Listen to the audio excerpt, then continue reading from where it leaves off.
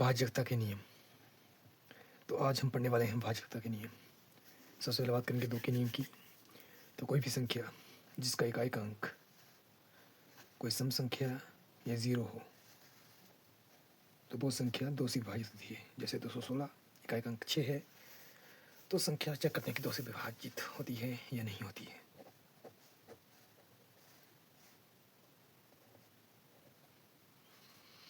तो संख्या दो से भाग होती है। 5 2 10, 2 एकम 2, संख्या दो से भाग होती है। 2 एकम 2, 2 एकम 2, 5 10, 2 से भाग होती है। 2 से भाग होती है। 2 से भाग होती है।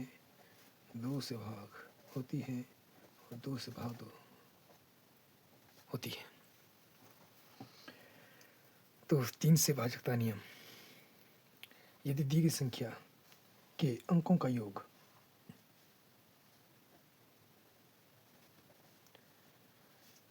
योग 3 से भाग होता है तो संख्या भी 3 से भाग होती है।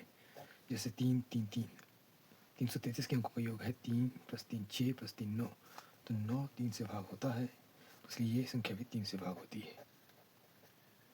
जैसे 693 9 3 12 6 18 18 3 से भाग होती है। 6 3 18 होता है तो संख्या भी 3 से भाग हुई। 3 दूनी 6 3 3 9 3 9 3। उसी प्रकार 7 8 47 के अंकों का योग 9 3 12 8 20 7 27 27 3 से भाग होता है। 9 3 27 तो संख्या भी 3 से भाग होगी। 3 दूनी 6 बचेगा 1 आंसर 6 3 18 3 1 3 और 3 3 9। तो बात करते हैं 4 से भाजकता के नियम की। यदि दी गई संख्या के इकाई व दहाई के अंकों से बनने वाली संख्या 4 से भाग होती है तो संख्या भी 4 से भाग होती है। और यदि अंतिम दो अंक शून्य हो तो भी संख्या 4 से भाग होती है। जैसे संख्या है 356 56 4 से भाग होता है। 14 चौके 56 होता है तो ये संख्या क्या 4 से भाग हुई। क्या करते हैं 8 चौके 32 3 आंसर बचने के बाद 4 9 36 68 3 से भाग 4 से भाग होता है। 68 4 कम 4 7 चौके 28 बिल्कुल। तो क्या संख्या 4 से भाग होगी। 4 कम 4 बचेंगे 3 4 9 36 और 4 दूनी 8। तो जैसे अंतिम दो अंक 0 है तो संख्या 4 से भाग होती है। जैसे अंतिम दो शून्य है तो 5 चौके 20 6 चौके 24 1 आंसर 4 चौके 16 और 2 0 के 2 0 आ जाएंगे तो 6400। तो उम्मीद करता हूँ कि आपको यहाँ तक क्लियर हो गया होगा। अब 5 से भाजकता के नियम की बात करते हैं। जिस संख्या का इकाई का अंक या तो 0 हो या 5 हो तो वह संख्या 5 से भाग होती है। जैसे 5 100 125 705 30,69,875। इन सभी संख्याओं में या तो इकाई का अंक 5 है या 0 है तो ये सारी संख्याएं क्या होंगी 5 से भाग होंगी। जैसे 5 5 से 1 बार जाएगा। 100 5 से 20 बार जाएगा। 125 5 से 25 बार जाएगा। 705 5 से 5 5 10 121 बार जाएगा। ओ सॉरी 141 बार जाएगा। और ये 5 से 5 चौके 20 बचेगा 3 6 पंजे 30 7 पंजे 35 तो बचेगा 1 5 3 15 बचेगा 4 5 6 45 बचेगा 3 7 पंजे 35 बचेगा 2 और 5 पंजे 25। तो ये 4,73,975 आ जाएगा। तो 6 से भाजकता के नियम की बात करते हैं। यदि कोई संख्या 2 और 3 दोनों से भाग होती है तो वो संख्या 6 से भाग हुई। और 2 और 3 का भाजकता नियम हम पहले ही पढ़ चुके हैं। उम्मीद करता हूँ कि आपको आसानी से समझ में आएगा क्योंकि 6 जो संख्या है वो 2 गुणा 3 होती है तो वो संख्या 2 से भाग होगी और 3 से भाग होगी। तो चेक करते हैं। अगर इकाई का अंक 0 या सम संख्या तो 2 से भाग होती है। 2 से भाग हो रही है। अब अंकों का योग देखते हैं। 6 5 11 4 15 तो 3 से भी भाग हो रही है तो ये संख्या 6 से भाग होगी। 6 कम 6 5 छोटा है 0 और 6 9 54 तो 109 आ जाएगा। उस प्रकार इकाई का अंक 2 है तो संख्या 2 से भाग होगी। अब चेक करते हैं 3 से भाग होगी क्या। 7 2 9 3 12 13 14 15 तो 3 से भी जाएगी तो 6 से चेक करते हैं।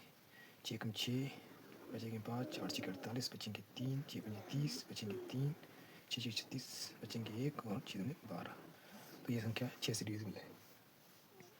अब हम 7 से भाजकता का नियम बात करते हैं। 7 से भाजकता का जो नियम होता है वो थोड़ा कॉम्प्लिकेटेड होता है बाकियों के मुकाबले। बाकियों के जो नियम होते हैं वो थोड़े आसान होते हैं समझने के लिए और याद करने के लिए भी। तो 7 से जो भाजकता का नियम होता है अगर दी गई संख्या की इकाई का अंक को हम 2 गुना कर देते हैं, ये इसका इकाई का अंक है, इसको अगर हमने 2 गुना कर दिया तो होता है 18। और ये जो संख्या बच गई इसके बाद अंक का एक अंक को 2 गुना करने के बाद जो संख्या बच जाती है उसमें से ये संख्या घटाने पर यदि दी गई संख्या 12 से 8 जाएंगे 4, यहाँ बचेगा 3, 3 से 1 गए 2 और यहाँ बचेगा 2। अगर ये संख्या 7 से डिविजिबल होती है तो संख्या 7 से डिविजिबल होगी। अगर ये आपको लंबा लग रहा है करने के लिए तो सेम रूल हम दोबारा रिपीट कर सकते हैं। जैसे 4 को फिर मैं 2 से गुणा करूँगा तो ये हो जाएगा 8। और अब ये जो संख्या बच गई इस इकाई के अंक को गुणा करने के बाद ये आप क्वेश्चन 22 में जब हम ये संख्या घटाएंगे तो आएगा 14 और 14 7 से इजीली डिविजिबल हो जाता है 2 बार। तो ये संख्या भी 7 से डिविजिबल होगी। क्या करते हैं, 7 21 बचेंगे 3, 7 चौके 28 बचेंगे 4 और 7 7 49। तो उम्मीद करता हूँ कि 7 तक भाजकता का नियम आपको आसानी से समझ आ गया होगा।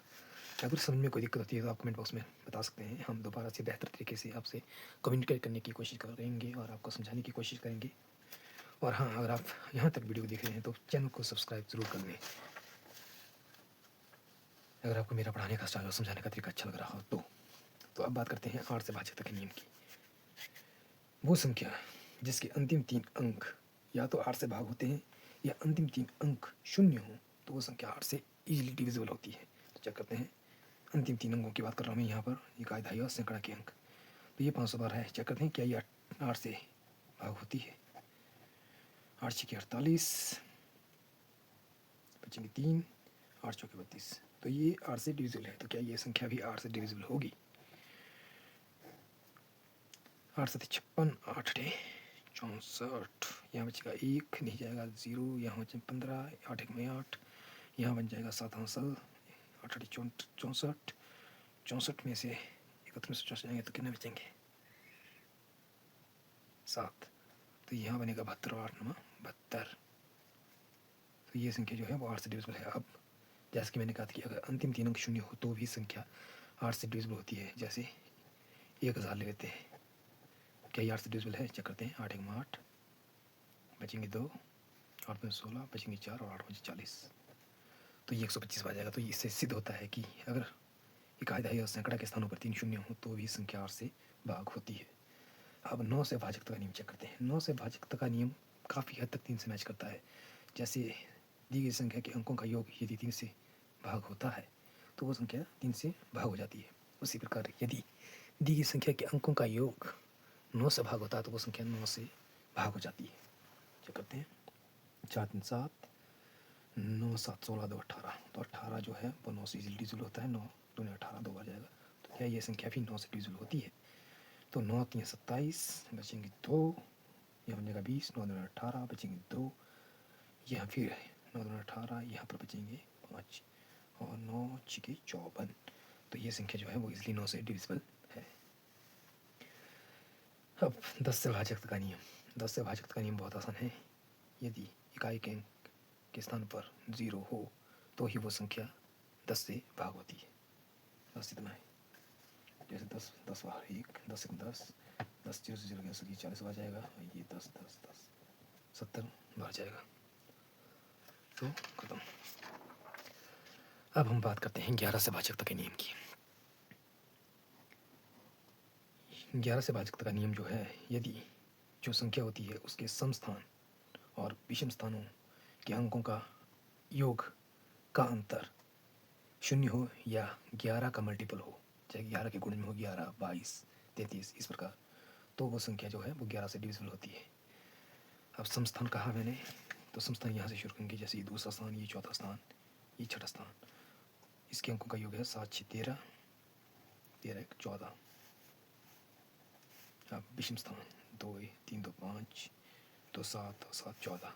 तो इनका हम अंतर लेंगे, 14 में से 14 गया तो 0। तो ये संख्या जो है वो 11 से डिविजिबल होनी चाहिए। क्या करते हैं, 11 6 66 6 आ जाएगा, यहाँ बचेगा 5, 11 चौके 44, यहाँ बचेगा 8, 11 7 77, यहाँ बचेगा 9, 11 8 88, यहाँ बचेगा 5, 11 5 55,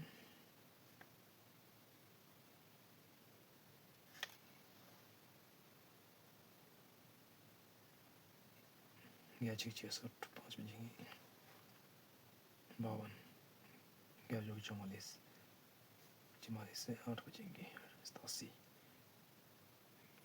10 बजेंगे यहाँ पर यार, सॉरी 10 बजेंगे यहाँ पर। 1177 होता ना, 87 में से जब 77 जाएंगे तो कितने बचेंगे, 10 बचेंगे, तो 103 होगा, तो 11 9 99 होगा यहाँ पर। 11 9 99, 99 से जब 103 में से 99 जाएंगे तो 4 बचना चाहिए, तो 11 चौके 44, और यहाँ पर 2 बचे तो 11 22। तो ये उम्मीद करता हूँ कि आपको ये भी क्लियर हो गया होगा। 11 तक थोड़ा आसान है। अब हम जो आगे पढ़ने वाले हैं, जैसे 13 से भाजक का नियम और 17 से भाजक का नियम, वो थोड़े से कॉम्प्लिकेटेड है, उस पर ज़्यादा ध्यान देने की ज़रूरत है। तो 13 से भाजक का नियम जो है वो इस प्रकार का है कि यदि कोई संख्या है, उसकी इकाई के अंक को हम 4 से गुणा करें और शेष अंकों से बनी संख्या में उस संख्या को जोड़ दें, तो अगर वो संख्या 13 से भाग होती है तो वो संख्या जो प्रॉपर संख्या है वो पूरी की पूरी 13 से भाग हो जाएगी। ऐसा समझ नहीं आएगा जैसे इसका इकाई का अंक 9 है, तो अगर 9 को 4 से गुणा कर देते हैं तो ये आता है 36, और ये सारी संख्या जो है बच जाती है गुणा करने, इसको गुणा करने के बाद जो इसकी पीछे वाली जो संख्या है वो बच जाती है। तो उसमें अगर हम ये संख्या जोड़ देते हैं, 4 6 14 6 3 9 1 10 104, तो यदि ये संख्या जो है 104 वो 13 से डिविजिबल है, तो ये संख्या पूरी की पूरी जो है वो 13 से भाग हो जाएगी। 13 5 बजेगा 65, तो यहाँ बचेंगे 3 और 13 दिया 39। तो उम्मीद करता हूँ कि ये भी आपको समझ में आ गया होगा। अब बात करते हैं हम 17 से भाजकता के नियम की।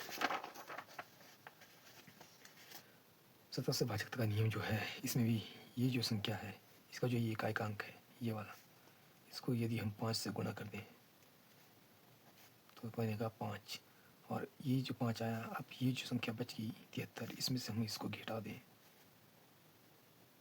तो जो संख्या प्राप्त होगी उससे 17 से घटाने पर यदि वो संख्या भाग हो जाती है तो ये संख्या भी 17 से भाग हो जानी चाहिए। 17 चौके 68, 5 बचेंगे, 17 दिए 51, तो ये संख्या भी 17 से पूरी तरह से भाग हो जाएगी। तो उम्मीद करता हूँ कि आपको ये वीडियो यहाँ तक पसंद आई होगी। मिलते हैं इस प्रकार नेक्स्ट वीडियो में, तब तक के चैनल को सब्सक्राइब करें, और यहाँ तक अगर वीडियो देख रहे हैं तो आपका देखने के लिए धन्यवाद। हम उम्मीद